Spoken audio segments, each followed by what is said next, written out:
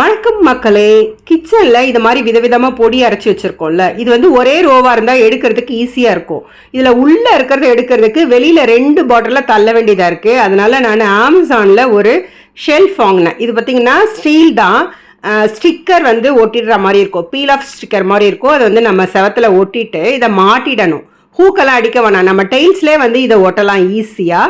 So பின்னாடி வந்து ஒரு இது இருக்குது, அந்த பேப்பரை எடுத்துகிட்டு ஒட்டிட்டோம்னா கரெக்டாக இருக்கும். நான் இந்த இடத்துல வந்து ஒட்டுறேன். இப்போ நான் இன்னொன்று சைஸ் பார்த்துக்கிறேன் எந்த இடத்துலன்னு சொல்லிட்டு 2த்தையும் ஒட்டியாச்சு.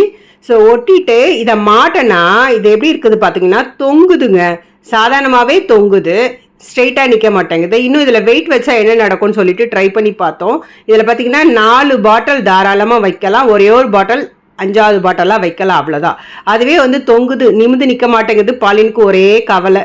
காலப்போக்கில் இது விழுமா விழாதான்றதை கமெண்ட்டில் சொல்லுங்கள் மக்களே. தேங்க்யூ ஃபார் வாட்சிங்.